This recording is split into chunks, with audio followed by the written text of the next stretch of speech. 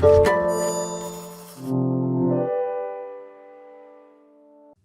following podcast is part of a certified educational activity titled Bridging the Gap to Increased Patient Satisfaction in Moderate to Severe Atopic Dermatitis, Understanding the Role and Clinical Utility of Targeted Therapy. Access the entire activity and complete the post-test at peerview.com/DRZ860. Downloadable slides and practice aids are also available. Hello, my name is Linda Steingold, and I'm the Director of Dermatology Clinical Research at Henry Ford Health in Detroit, Michigan. Welcome to this educational activity on bridging the gap to increase patient satisfaction in moderate to severe atopic dermatitis, understanding the role and clinical utility of targeted therapy.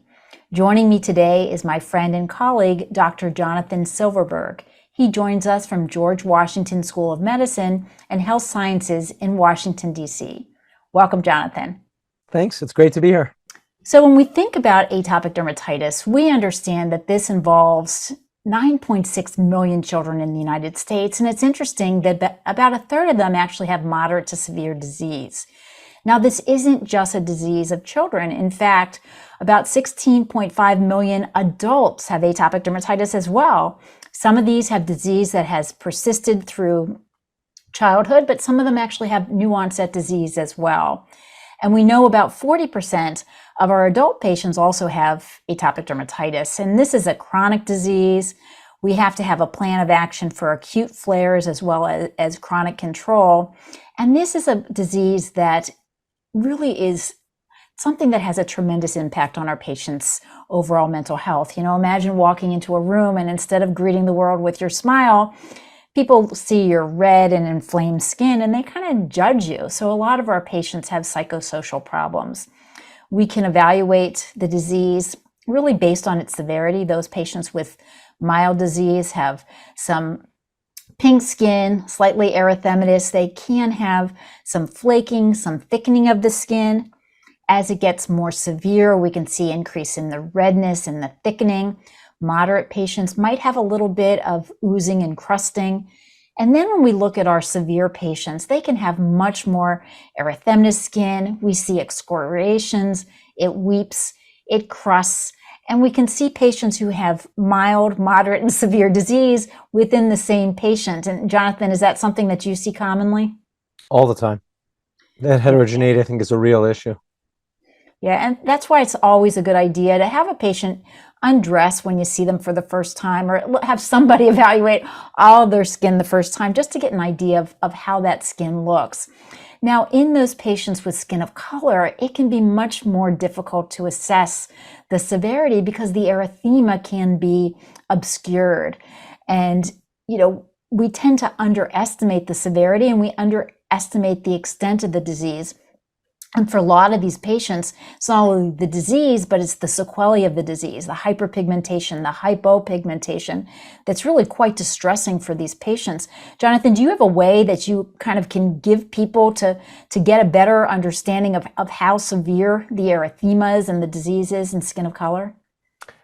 Well, I think the first thing is recognizing the problem and the challenge, right? And not trying to apply the sort of same color palette or standard that, you know, one would look at phototype 1-2 skin with, and then applying that to someone with phototype 5-6. So, you know, it's really getting that experience, you know, assessing diverse skin types and recognizing that, you know, for some of these types of, you know, for some of these images in particular, this is not post-inflammatory hyperpigmentation, right? This is how erythema manifests, and it's going to be in shades of brown rather than in shades of pink. So I think if one comes to that realization and develops some you know, fluency with this, then I think it will go a long way in properly assessing patients of all types. Those are great tips. So I'll take this, you know, topic, and that is really understanding some of the potential differences in terms of perception of severity between patients and physicians. And some of it relates to exactly the point that Linda mentioned, where, you know, some of it is maybe we as clinicians don't fully appreciate the severity, but patients know what they're feeling. But there's likely other reasons that are at play as well.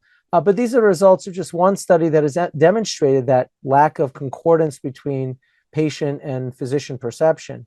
It's a cross-sectional study of patients with atopic dermatitis that assessed the disease both by the patient's self-report as well as the physician's report, so to speak, using the Eczema Area and Severity Index score, which is a weighted average of both lesional severity and extent. And the level of agreement matched overall, reasonably well in about 68% of cases. But that's not 100% of cases. That's not even 90% of cases, right? So 32% of cases, there was a mismatch between how patients and physicians rated the severity. And 11% patients reported a higher degree of disease severity versus their physicians, right? So that would mean that in 11% of patients, we failed, so to speak, right? We underappreciated how bad the disease was. And on the flip side, in about 20% of cases, patients reported lower disease severity versus physicians. So sometimes we might look at the skin and it looks one way, but the patient may say, well, maybe the itch is not so bad or something else, right? That's not bothering them as much, or they learn to cope, right? So often there's a disconnect between what we see versus what patients are feeling or what they are reporting. And I think it's very important then to just keep that in mind as you're making decisions around how to best assess patients with atopic dermatitis. And those are some really important points. And I think a lot of our patients don't know any different. You take a chronic eczema patient who's been itching every day of their life as long as they can remember, and they don't even know what it means not to itch. So I think a lot of times they tend to underestimate this. So you and I both do clinical trials, and we know that ideally we want to get a good measurement of just how much disease does every patient have. And to do that, we have come up with some validated assessment tools that we really use in clinical trials. And you mentioned the EASY score, which is kind of a more holistic evaluation of the extent as well as the type and severity of the atopic dermatitis. And we categorize patients as mild, moderate, or severe based on that more holistic scale. But we have a number of these other validated systems, including POEM and SCORAD. We also have a system that tries to help us understand how much does this disease impact our patients' overall quality of life. And we don't have perfect assessments. Sometimes we use the Dermatology Life Quality Index, or the DLQI. We know that if it's above 10, it means that it has a major impact on this patient's overall quality of life. And if it's a 0 or a 1, it means they're really not impacted at all. And so we try our best to really give our patients the tools to get that disease under control. And probably the most important thing that we have to assess is the itch. And often we'll do this on an itch severity scaling that goes from 0, which is no itch, and 10, which is the worst possible itch that patient can imagine. We often talk about the investigator's global assessment, and this can be something that's a little tough to kind of wrap your mind around, because what we do is we look at the patient at an arm's length, and we look at pretty much all of their disease over all of their body, and we give them an assessment grade. And it goes from clear, meaning there is no sign of active disease at all. You might have some dyspigmentation, but no active disease. And almost clear means there's a little touch of disease. Maybe it's a little bit pink, but just a bit. Maybe a tiny bit thick somewhere, or a little bit flaky, but no oozing or crusting. And then we evaluate mild, moderate, or severe, really based on the quality and for severe disease, the extent of those plaques. And when we're looking at patients who have significant disease, especially for systemic medications, we're generally looking at those patients with moderate or severe disease. And we're looking to see how many of them get down to clear or almost clear, which is by definition a 2-grade improvement, by just utilizing that one treatment that we're studying. Now, these are tools that we use in clinical trials, but Jonathan, I'm interested in finding out from you. I know you have a busy eczema practice. What do you do in real life? You have 5 people waiting. They've been waiting to see you for a long time. It took me 3 months to get in. What are you actually doing in real life when the patient is sitting in your office? How do you do that assessment? Yeah, so I don't think there's a one size fits all. And I think you have to be pragmatic about what really will fit into your practice setting reasonably well. But I would strongly encourage doing something, right? Building some structured assessments in to get a more valid or more reliable way of assessing this. As much as the EASY score is the preferred outcome measure in trials by global consensus, despite its acronym, there's nothing easy about it. It's hard. It takes 8 minutes to do if you're not skilled in it. And so it's like, who's doing that in a busy practice setting? So in some regions, like maybe I don't know, an insurance company might insist upon it, so you have to.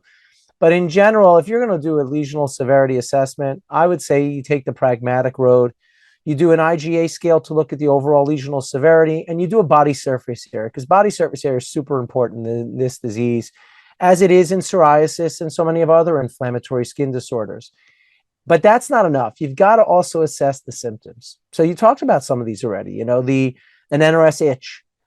It takes literally 5 seconds to ask an NRS itch. You don't even have to do it yourself. You can have your staff do it when rooming the patient, right? It can be done through, the health record patient portal the night before. Right? There's lots of ways of doing this, but I think you really want to capture like a patient global severity assessment, an NRS itch at the least. They provide such important information. And I think they fill in the gaps that we alluded to earlier with that whole disconnect between the patient and physician experience. Yeah, I think those are great points. And added, everybody has to get itch and sleep as well. Ask when was the last time you had a full night's sleep? Because for a lot of them, there is no full night's sleep. And I think patients underestimate their disease extent. I have patients say to me, I have it on my arms and legs, and I say, you mind just taking off your shirt? And it's all over their back, and they just can't see it. They don't even realize it. So I agree with you. I keep it simple. Ask the patient, how you doing? Simple basic questions I think can really help us to understand how we're doing as dermatologists. So we're going to take a quick look now at a patient video. This is a patient who has moderate to severe atopic dermatitis, and she's going to her dermatologist, kind of been referred around a little bit. And this will help us get a better idea of the burden that our patients are experiencing and how we can help to get this burden under control. So let's take a few minutes and look at this video. Hi, my name's Sarah Whitmore. I'm 24 years old. I've been dealing with atopic dermatitis for a long time. My friend recommended that I meet with Dr. Michelle Johnson, and I'll be telehealthing from Winter Park, Florida to Orlando. Hello, Sarah. I'm Dr. Johnson. Nice to meet you. Hi, nice to meet you. Why don't you tell me about what brings you in for this call today? I've been dealing with atopic dermatitis since I was a teenager, and I just feel like it's getting worse, and what I used to do just isn't working anymore. Okay, and what is it that you used to do? My past provider mostly gave me creams to use, and then an oral prednisone from time to time, just sometimes. Okay. Why don't you tell me a little bit about some of the symptoms that you're having? It's been like really, I feel like it's looking worse, and it's been itchy and kind of painful as well. Okay, so itchy, so it's itchy, it's painful, it's starting to look worse, and I'm sure that's bothersome for you. Yeah, no, it is. I'm an elementary school teacher, so I stand in front of kids a lot, and I feel like I'm getting more self-conscious about it. Okay, that's understandable. Now the itch and the pain, is that to the point of disrupting your sleep? Yeah, I've woken up a few times because of it. Okay. What I'd like to do is there's something called the numeric rating scale. There are tools that clinicians can use that will help us really kind of pinpoint where you are in the dermatitis, because it's not always easy for us as clinicians to figure out what you're feeling and describing and what we're seeing and hearing, meaning there could be a disconnect. You might be feeling worse than we're able to see and what you're able to describe. So if it's okay with you, I'd like to ask just a few questions to kind of see if it can maybe help me better understand where you are and what you're dealing with. Would that be all right? Yeah, I don't remember my past provider using any tools like that, but I'm fine with it. Okay. Yeah. As I say, it could really help kind of figure out where you are with the dermatitis and maybe inform treatment going forward. Okay. Okay. Now, this numeric rating scale, it's a scale of 0 to 10, 0 being not at all, and 10 being really pretty bad.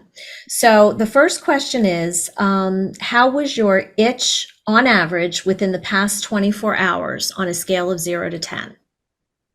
I'd say about a 7. 7. Okay. And then what about skin pain in the last 24 hours? Probably also a 7. A 7. Okay. Now, this last one is about sleep, but for this one, 0 would be great night's sleep, not bothersome at all. How would you rate your sleep in the past 24 hours?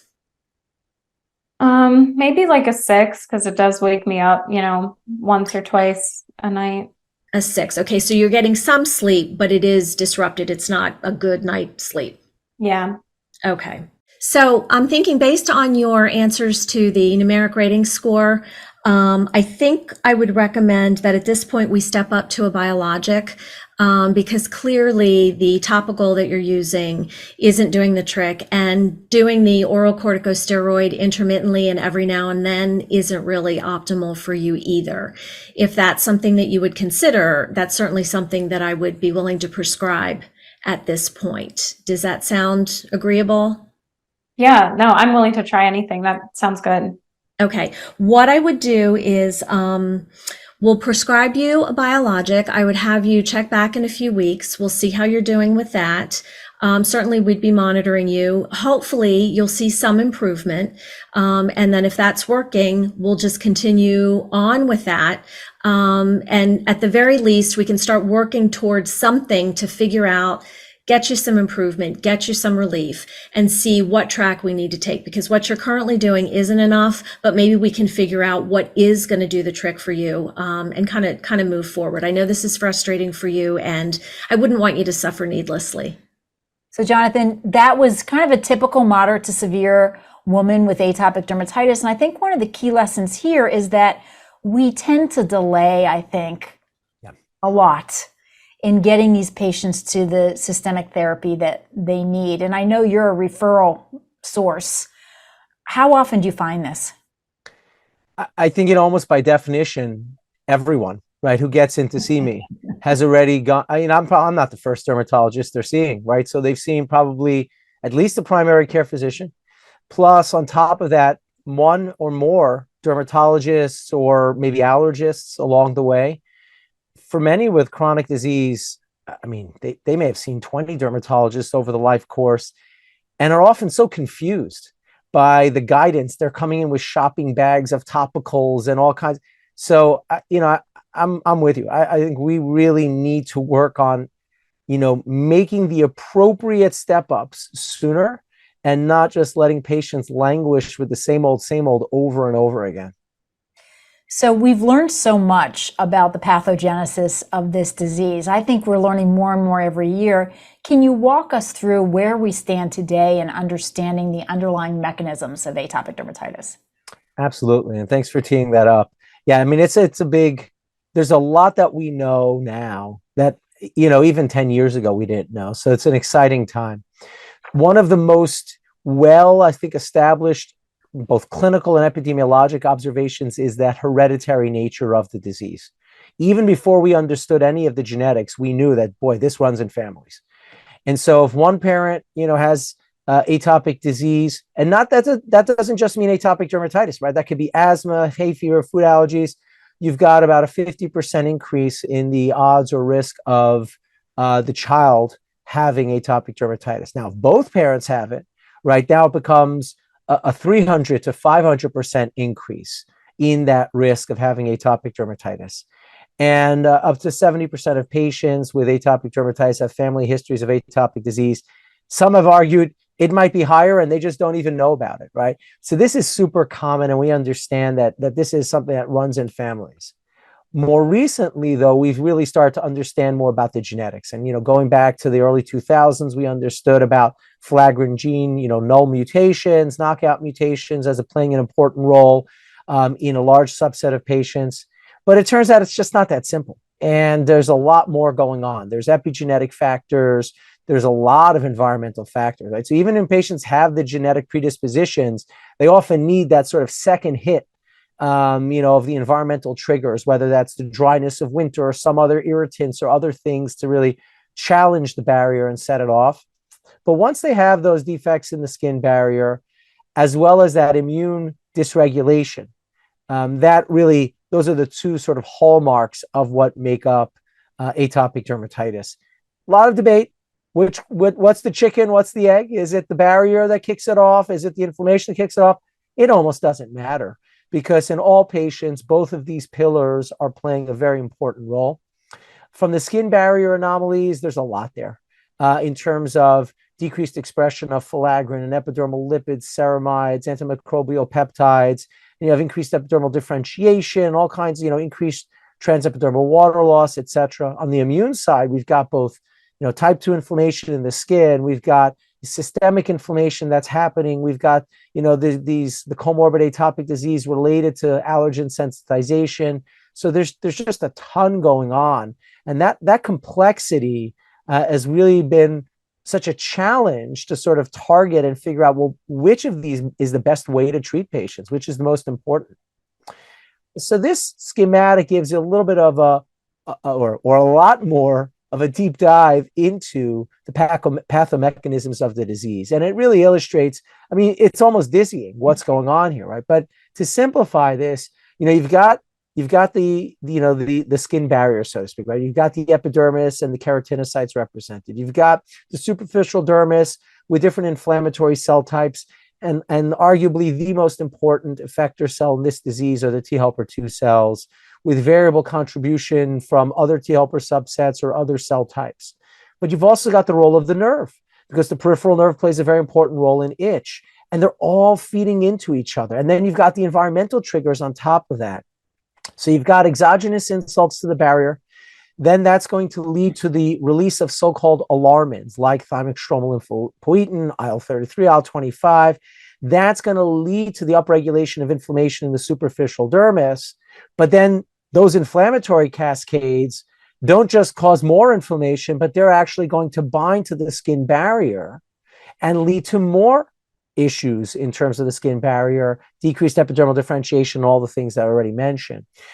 At the sensory nerve level, it's really quite fascinating too, because there is so much going on in terms of these neuroimmune synapses, where the inflammation has the opportunity to really directly trigger itch or amplify itch. We've learned a lot about the role of IL-4 and 13 as potential amplifiers of itch, whereas IL-31 is a direct trigger of itch. So there's a lot of complexity there. And then, of course, all of those itch signals feed back to the brain, though we know much less about the central itch mechanisms. We tend to think and focus much more on the peripheral mechanisms of itch in this disease and its management.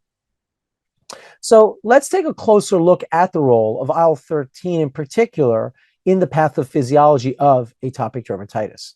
Atopic dermatitis is a chronic inflammatory skin condition driven in part by the type 2 inflammatory cytokine, IL-13. In atopic dermatitis, Th2 cells secrete elevated levels of cytokines, including IL-13. IL-13 plays a key role in the promotion of the characteristic skin barrier disruption, inflammation, skin infection, lichenification, and pruritus. The secretion of proteins involved in collagen metabolism is altered in the presence of elevated IL-13. This contributes to thickening of the dermal layer and formation of lichenified plaques, characteristic of atopic dermatitis. IL-13 also acts as a pruritogen by activating sensory neurons in the skin that are involved in chronic itch. Scratching may further disrupt the skin barrier, promoting infection and inflammatory responses.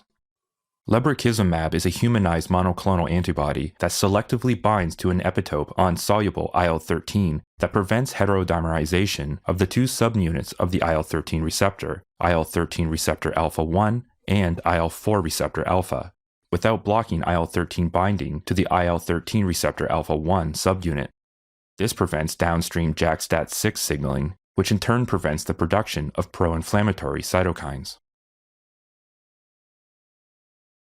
Yeah, so that I think was a very informative video, And now, Linda, I'd like to turn it back over to you to discuss, some other areas that we haven't discussed, which is really on the issue of flare prevention. Yeah, thanks, Jonathan. That was a great overview. And we can see this is a complicated disease. There's a lot of factors that go into this.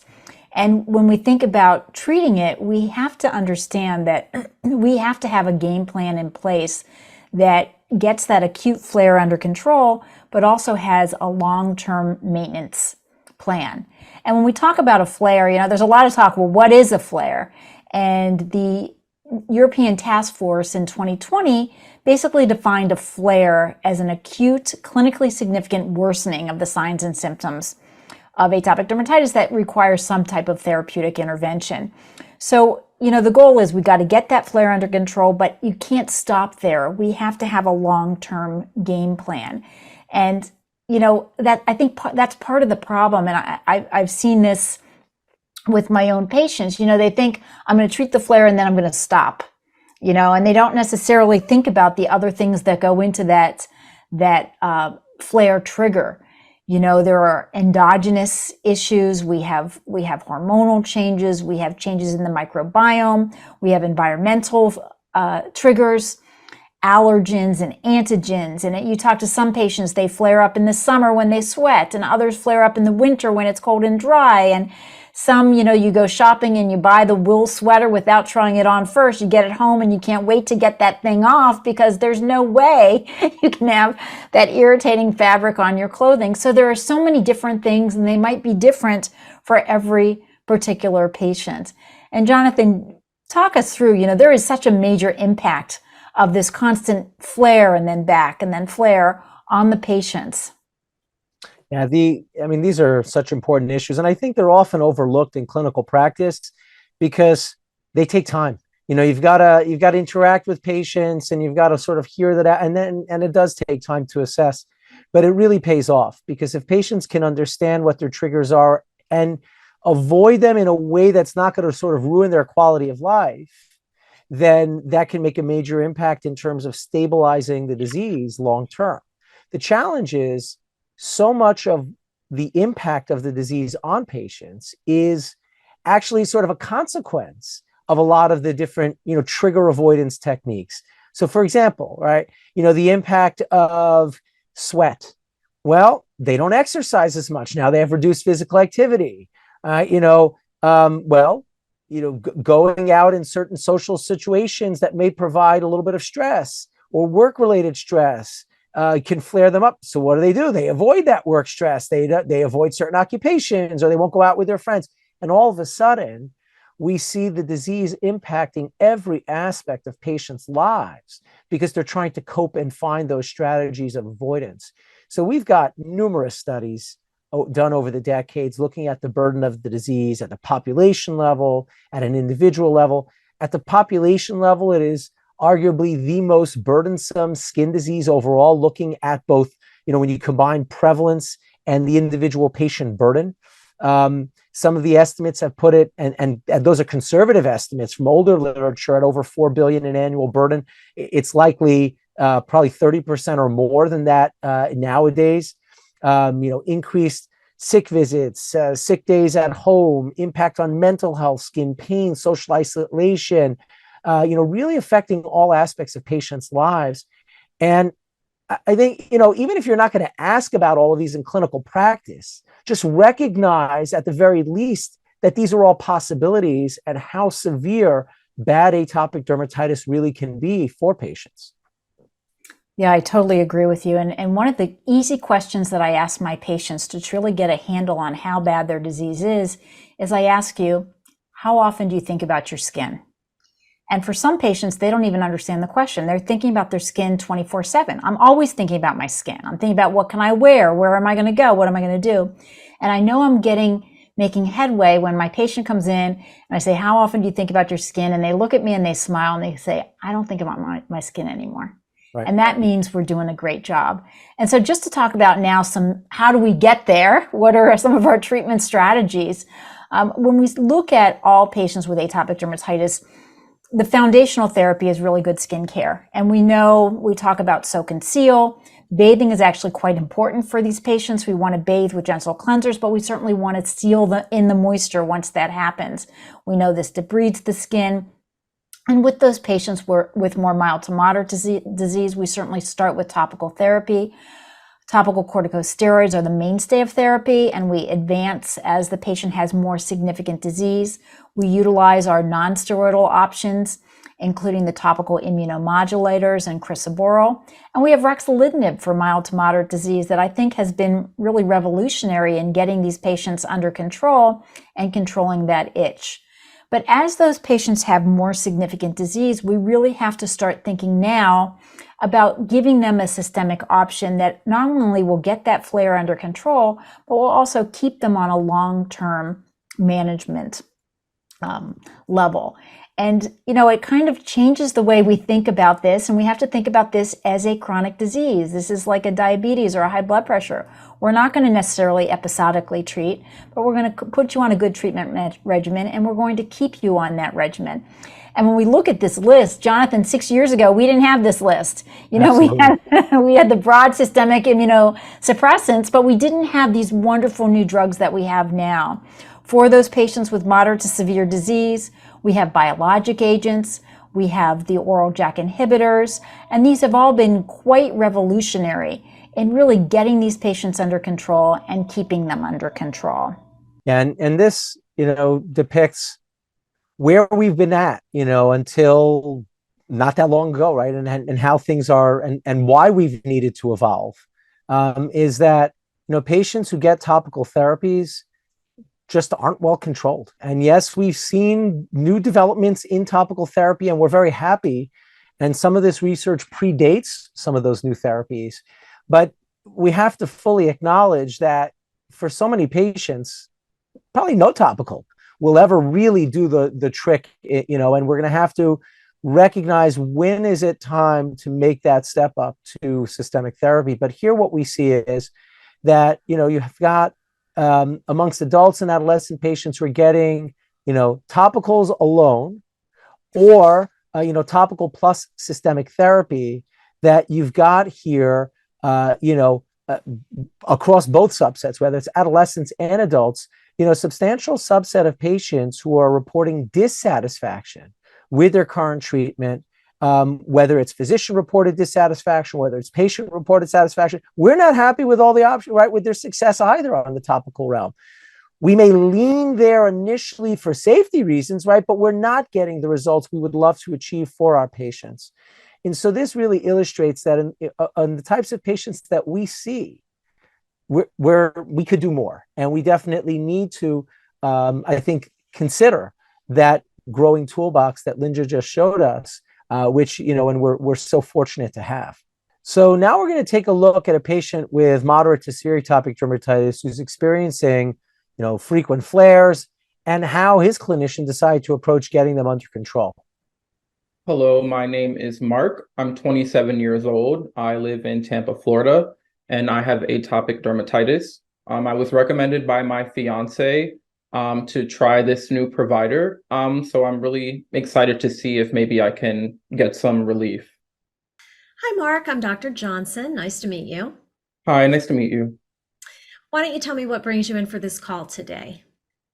Well, so I've been struggling with atopic dermatitis for a while now. I think I've had it ever since childhood, but it wasn't really diagnosed. And I've been using these corticosteroid creams, but I haven't really been getting much relief. Okay. And when you say not much relief, are you having it pretty consistently, or describe to me what your symptoms are like? Yeah, so I'll have a flare up at least like once a month, and they're really itchy, and sometimes it oozes, or it's just so bad I'll scratch till it bleeds. Sometimes in the middle of the night I'll wake up with bloody sheets because it's bleeding and things like that. It's like painful. It's been really difficult to manage. That sounds terrible. It sounds very, very painful. So you say that you are having flares about once a month. You have had this since childhood, and you were actually given a diagnosis in childhood, or? Not in childhood, maybe about like, a few years ago when I Okay. actually got an official diagnosis. But I've always been kind of using those creams before. In childhood, I had like the over-the-counter creams. Okay. So I've been using those for a while. Okay. Now, do you notice anything specifically that can trigger your flares, like stress or weather, hot and humid weather? I know in Florida, that's a tough place. Any, thing in the environment, anything that you can kind of pinpoint that you think might trigger these flares? I haven't noticed anything specifically that triggers them. They just happen often. Okay. And when you have these flares and you say they itch and you scratch to the point of oozing and bleeding, when they scar over, are you noticing any pigment changes at all, either from the scarring after or from the topical creams that you're using? Yeah, I've noticed like maybe like some light patches or, kind of like blotchy skin, I guess, in the areas where I have the flare-ups the most, which is like my arms and legs and kind of like my abdomen area. Right, that's called hypopigmentation. That's a loss of pigmentation, and that's noticed especially in darker skin. But Hmm. after you've had areas where you've scratched and bled and scarred over, you might also see hyperpigmentation. So if you haven't seen that yet, that's good. But don't be alarmed if in some of those areas where it scars over, at some point you might see hyperpigmentation. So the skin might actually appear darker. Okay. Um, so you have it mostly, you said, on your arms and legs. Have you Hmm. noticed it on any, or are you feeling symptoms on any areas where you maybe can't see it? Your back, your lower back? It's mainly like arms and legs and kind of like my front or like chest, area-ish around there. Okay. Mark, what do you do for a living? I'm a CPA. You're a CPA. Okay. So I Hmm. know quite a few accountants, and I know tax season can be especially stressful.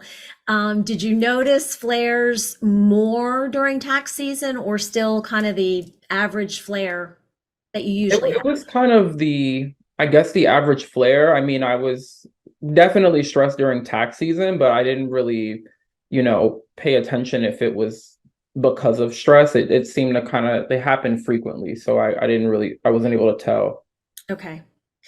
Um, I would say that based on what you're telling me, and you don't really see any specific trigger, at this point, I would recommend patch testing on your skin just so we can kind of get an idea of what might be causing these flares.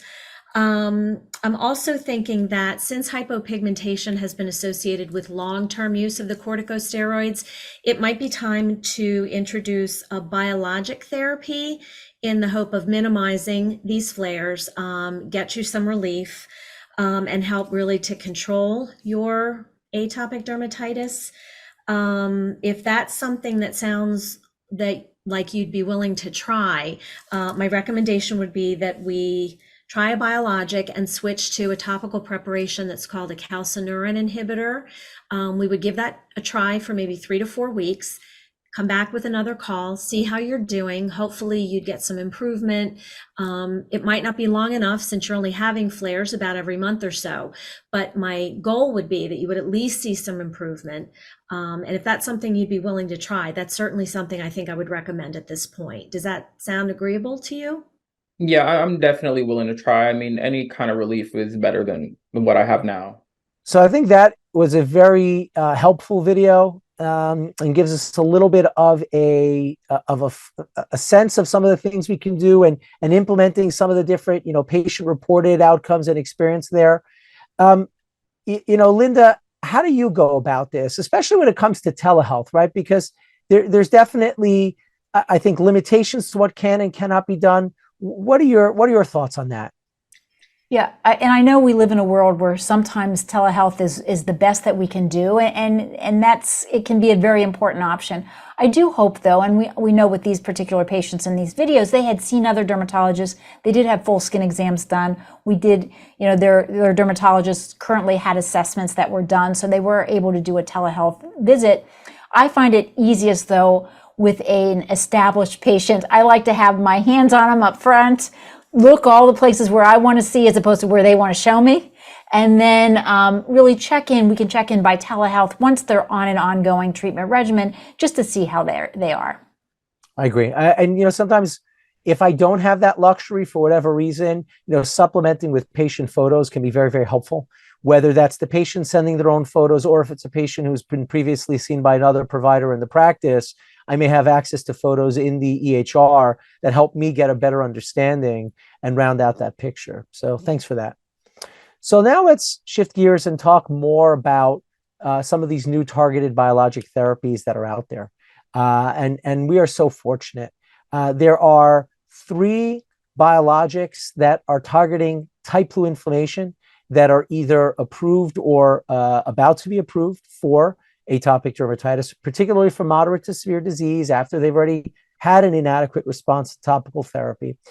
And, they're all working on the same axis, but they technically have different mechanisms. So dupilumab blocks the IL-4 receptor alpha subunit, which is responsible for the signaling of both interleukins 4 and interleukin 13, whereas tralokinumab and lebrikizumab are binding to the free IL-13 cytokine.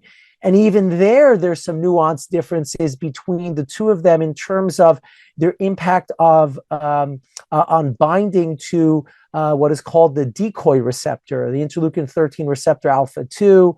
Whether or not that is important is still very highly, debated in the field. But technically there are differences, and there are certainly differences in terms of the pharmacokinetics of the drugs and the binding rates and dissociation rates as well. And then on top of that, we've got the oral JAK inhibitors, abrocitinib and upadacitinib, both approved in the United States.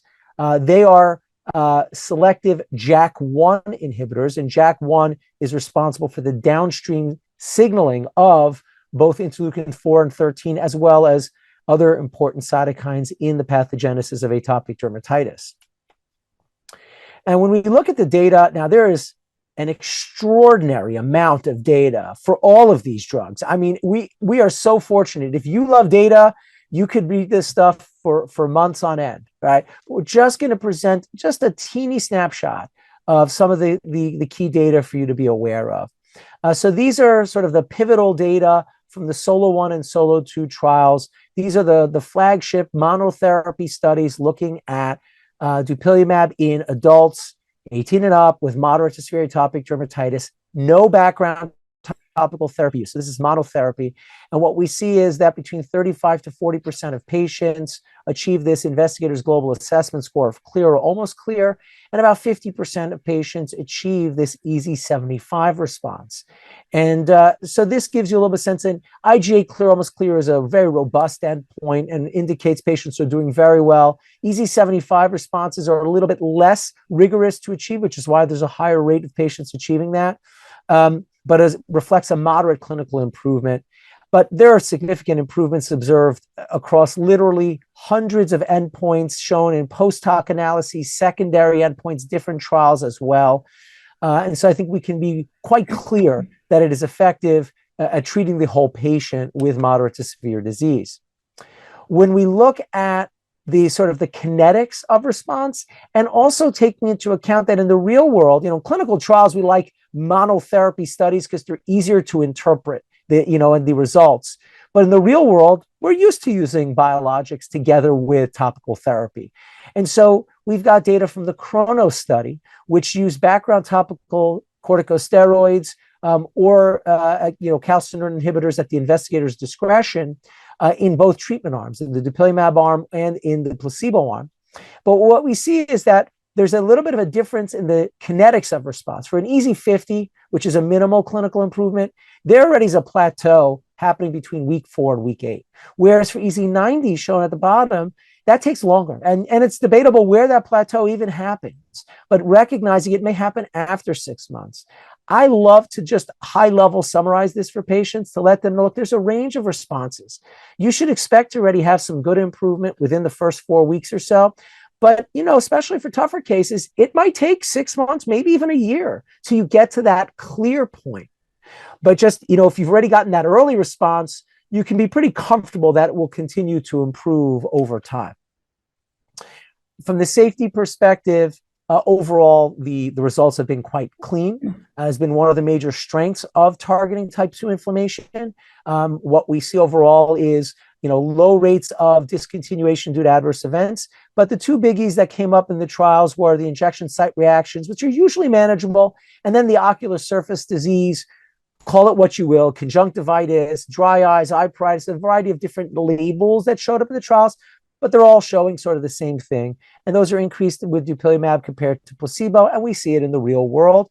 It is not a reason for discontinuation in 99% of patients, but it is something we're going to need to be comfortable recognizing and managing. So that's sort of dupilumab. Dupilumab was the first kid on the block, so to speak, in the biologic space. Linda, can you tell us a little bit more about some of the newer therapies? Yeah, absolutely. So as you mentioned, dupilumab targeting both IL-4 and IL-13, FDA approved out the way down to age 6 months. Now our new guy is tralokinumab. And this was studied in adults, and this is a fully human monoclonal antibody, and it neutralizes IL-13 and it prevents the receptor interaction. And so this was studied, again, very similar to phase 3 clinical trials. And what we found was after a loading dose, these patients were treated every 2 weeks for 16 weeks, and we saw up to 22% of patients getting to clear or almost clear, and about a third of them getting to an EASI 75. And Jonathan, you alluded to this, that these are very high bars when we're looking at clinical trials. These are patients who have had atopic dermatitis for most of their lives. They have about half their body surface area, and we're asking them to get to clear or almost clear. So when we look at these endpoints for all of these studies, these aren't the only patients who are happy. There are a ton of other patients who maybe didn't reach the endpoints, but still had very meaningful improvements in their condition. And then this is a drug that has been studied, as all of these had, in long-term studies. And these are results out to 2 years of time. And we see that overall, this drug tends to maintain efficacy over time. Some of these studies had interrupted therapy. Some of them had a washout period, so they were off drug for certain periods of time. But no matter how we look at the data, we see that this is a drug that gets effect and tends to continue effect over the course of time. And here we see data in an ongoing study, but this is the 2-year readout.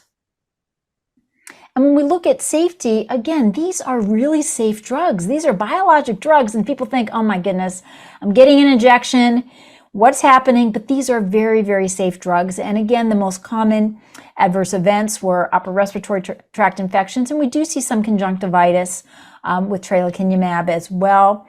Hard to know if it's going to be similar or not to dupilumab, but again, most of these are mild. Most of these patients stay on therapy, even if they develop conjunctivitis. But we have a new kid on the block that's not yet FDA approved.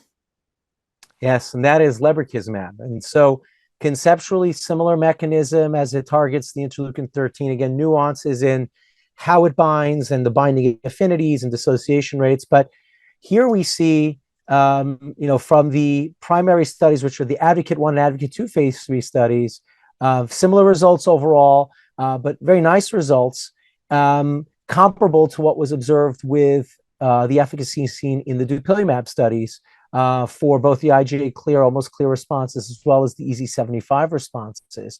And so this gives us, yet again, another option for us to think about. Safety here also very similar, right? And it makes sense, right? These are similar mechanisms, even if one may be slightly more effective than the others, but conceptually, we're seeing the similar adverse event profile here. And I agree, it's debatable, like which one has more or less same conjunctivitis. I think we'll learn that from real world studies, probably more than anything else. But overall, very clean safety profile here. Lebrikizumab has also been studied in combination with topical corticosteroids. So the data I showed you from Advocate 1, Advocate 2 were the monotherapy studies without background TCS, but we also have in combination with TCS, and which is arguably the more real world scenario to be had, so to speak, or to be studied. And what we see is that even when used in combination with topical corticosteroids, that combination therapy significantly beats using placebo plus topical corticosteroids. And but when we compare between trials of the combination therapy studies versus the monotherapy studies, I think there's, we see a boost in efficacy, particularly for those EASI-75 responses.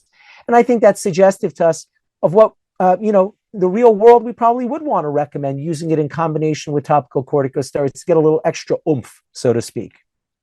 But this provides for us a very important option. Now, of course, whenever you're assessing a therapy for atopic dermatitis, you also have to look at itch. And here we see a composite endpoint for patients who are achieving not only that EASI-75, which would be a moderate clinical improvement in the lesional severity, but who also get a 4-point reduction in itch, which would be a moderate improvement in itch as well. And of course, that's what patients want. They want the improvement in both the lesions and the itch. And here we see, a high proportion of patients who are getting there already by week 16, and not even a clear indication of plateau, suggesting there might even be more efficacy beyond week 16. In terms of the safety observed in the combination therapy trials with topical corticosteroids, we don't see any, differences observed in safety, no new safety signals. So we're quite reassured using it both as monotherapy and in combination. Now, I mentioned earlier, I alluded to, there's not a clear indication of plateau. It suggests that there, maybe even more efficacy. What about the other way? What about when patients already do very well early on? Well, can they maintain that? And these are some fascinating data looking at the maintenance period of the trial between week 16 and week 52, where patients who already were responders by week 16 would get re-randomized to either get the continuous lebrikizumab every other week or maintenance dose spread out every 4 weeks, or even withdrawal. So just going up to placebo. So it's all placebo controlled at this point. They don't know what they're getting. But what we see is that for all 3 treatment arms, there's a really good maintenance of response. The best is with continuous every 2-week dosing. But the every 4-week dosing looks really good and makes you wonder, well, maybe I shouldn't even bother continuing every 2 weeks. Maybe I should drop down to every 4 weeks, and that's the ideal maintenance dose after week 16. And, patients always ask, well, can I come off the medication? These data suggest that there's a large subset that might be able to, after they get clear, be able to take a drug holiday and still maintain the response for a reasonable period of time. Doesn't mean they may never have to go back on it, but this is suggestive that they can really maintain and do quite well. And the safety data we've seen up to week 52 look quite good. No new safety signals observed, at week 52 compared to week 16. And so all of that is quite reassuring. So this looks to be a new option coming to us immediately, essentially, for our use. And we're excited to welcome a new addition to the toolbox. But wait, there's more. And there's even more options coming. And so, Linda, can you tell us a little bit about one of the next options in the pipeline? Yeah, absolutely. And it's so exciting. And Jonathan, it's fascinating to me when you present that long-term data. And we saw it with tralokinumab as well, that you have the option of every 2 weeks or every 4 weeks. Before I go into the Nemo, let me just ask you, in your practice, do you think you would reserve going every 4 weeks for a patient who's really doing well, like more clear than almost clear, or do you feel like it doesn't matter that much? You would potentially. So if it was up to me purely, I would want to get them to clear. I want it to be more than just, okay, you got to clear, it's week 16, now let's pull back. I'd like it to be stably clear for a while. That's something that's hard to do in a clinical trial, but in the real world, we should have the discretion clinically to do what's best for our individual patients. So it's great to have the option of going down to that maintenance dose, but some are going to need to continue at every 2 weeks for longer till they get to that point of clear. But once they get to clear, then it's going to be a very interesting conversation with patients about, when should we make that decision of pulling back and giving it a try. I think it's going to be a great option for a lot of patients. I was going to ask you, do you think it's meaningful to be able to say to a patient, you can do this once a month as opposed to every 2 weeks? Is that a meaningful difference for people, or does it really depend? I think it is meaningful. It is.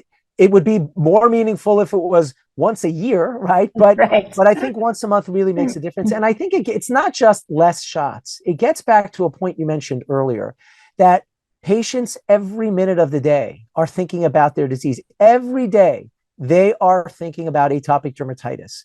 And when you only have to worry about taking a shot once a month, then your disease is turned into, I don't think about my disease anymore. I just have to remember to take my shot once a month and life is good. And that is, I think, a whole different perspective for patients, where it's just, they're not worried about the next flare. Everything is different for them. So I think it does matter. Great. So now I'm going to go into our last one that we're going to talk about today. And as you mentioned, this is something a little bit different, a little bit off the theme that we've been talking about. Nemolizumab is a biologic agent. It's a humanized monoclonal antibody that actually targets that itch cytokine, the IL-31 cytokine, and the receptor. And what we did when we studied this was we actually studied it in combination. So it wasn't studied as monotherapy at all. We studied it in combination with topical steroids or topical immunomodulators pretty much right out of the gate. And you can imagine, if you're targeting that itch cytokine, we should hopefully see a reduction in itch. And that is pretty much what we saw. And when we look at the clinical trial data, we see that we're starting to see a difference really within the first few days of treatment in terms of the reduction of itch. When we look at the EASI score, or the improvement in the rash, remember they are using it with concomitant therapy, but it certainly was better in reducing the rash as well as compared with using the placebo and topical steroids. So this is something that has completed phase 3 clinical trials. We have this in long-term studies as well. The good news about patients who are in clinical trials is that they might start out on placebo, but generally we tend to transition them onto active therapy after the first main phase 3 component of the trial has been completed. And in long term, we study them, pretty much everybody, on active therapy. And we can see that these patients get under control and maintain control both in their itch as well as in their rash over time. And as was the theme with the other biologic agents, this is a drug that tends to be well controlled. We're not seeing any major adverse events. The most common were nasopharyngitis, infections, worsening of atopic dermatitis. There was a small increase in CPK, and then injection site reactions were the other. But this was a drug. We've been studying all of these newer drugs since their phase 3 clinical trials, and these all look like really, really great options. So it is an exciting time. And we have this wealth of resources right now, Jonathan, and it's interesting because, you know, we are going to have, right now we have tralokinumab. We are going to have a new one, lebrikizumab.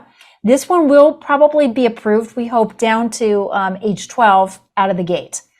Do you think that's going to be a difference in terms of trying to differentiate between IL-13 inhibitors? So it's interesting because even though tralokinumab was approved first, you know, a while ago, lebrikizumab might actually get the adolescent approval faster, and that's more just for technical reasons than anything else. But tralokinumab should eventually get the adolescent approval. So assuming both get both adolescent and adult approval, I don't know if that will be the big differentiator, at least eventually. Maybe early on it would be. I think both have the option of going to every 4-week dosing. So, you know, you have the opportunity in both scenarios. So that in of itself is not necessarily a differentiator. But I think when you compare, and it's always tricky comparing between trials because they're different patient populations. But I think when you compare between the trials, partially because of probably, you know, the properties of the medications, you know, of the binding rates and dissociation rates, and partially because of the fact that with lebrikizumab, you get a double loading dose in the first couple of weeks, we do see a faster response with lebrikizumab than what was observed in the clinical trials with tralokinumab. So that may be one of the differentiators there. But I think there's something for everyone. I think there's there's potential value for all of them.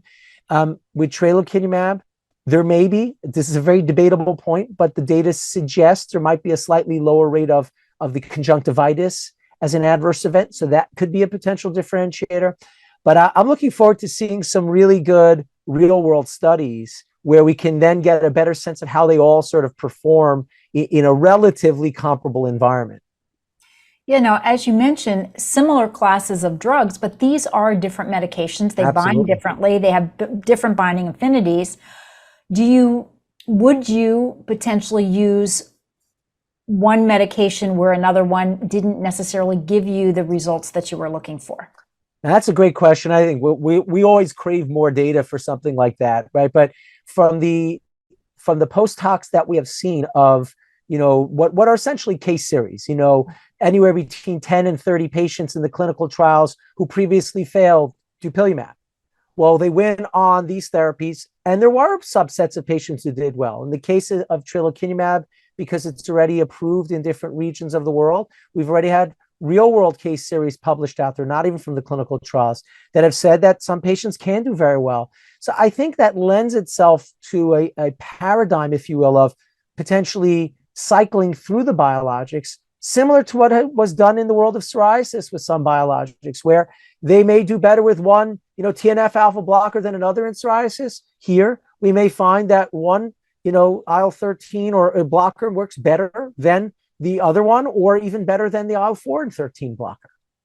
And Jonathan, the data that you presented with lebrikizumab on those patients long-term who actually went on to the placebo and still maintained effect is fascinating to me. It is. Quite different from what we see. We know the oral JAK inhibitors are fantastic drugs, especially for the rapidity of onset in terms of reduction of itch and improvement of the rash itself. But I do find when somebody stops a JAK inhibitor, the itch comes back within sometimes days, and the rash can come back fairly rapidly. So this is something different with the maintenance of effect. Any thoughts on that?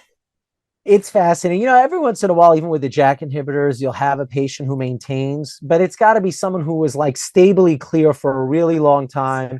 And usually it's somebody who already had some history of like gaps of disease quiescence between their flares. But it's rare, to your point, that they stay clear. I think there's many ideas that have been posited in the academic world and suggested. Part of it could be the long-lasting effect of the medication because of a longer half-life and binding affinity, and dissociation rates. But part of it may be that there is some, possible disease-modifying effects, that it might even be, increasing, regulatory T cells or something else that has a more lasting downstream benefit. But I think that's the next generation of research, is the understanding why. Because in the standard clinical trials, we don't always get those insights. But it is truly a fascinating question. But for now, we'll have to settle on a very happy opportunity, which is we've got an option to offer to patients, because they're always going to ask us, can I stop the medication? Or is there an opportunity for me to take less medicine? And the answer is yes. But the key thing is we've got to monitor closely anytime we make those dosing changes, right? Because if we drop them down on the dose, we might need to eventually go back up. So we just have to keep an eye on our patients and make sure that we're catching that at the right times. So thank you so much, Linda, for that outstanding discussion. Just to summarize, I think some important high-level points, that the perception of atopic dermatitis severity often differs between patients and providers, and it highlights a need for better and enhanced communication between the physician and the provider, and using, arguably simple, effective, and valid tools to assess severity in clinical practice. Importantly, this is a chronic disease, and we really should aim to achieve long-term disease control and focusing on flare prevention. And that, management of acute flares is often inadequate, and almost all the time inadequate. We have to think about managing the flares, but also thinking about that long-term picture. And then finally, what an amazing growing toolbox of biologic therapies targeting IL-4, IL-13, IL-31. All of these have demonstrated great efficacy and safety for the treatment of our moderate to severe atopic dermatitis patients, and are now available or in development. And it's truly an amazing time. So thank you so much. Jonathan, what a great overview. I appreciate all of your insights. And I'd like to thank all of you for joining us. And I hope that you found this program to be useful as you continue to care for patients with moderate to severe disease. Jonathan, thank you for being here and contributing your insights to our discussion. Everybody have a great day. Thank you for listening. Download materials and complete the post test for instant credit at peerview.com/DRZ860. This activity is supported by an educational grant from Lilly.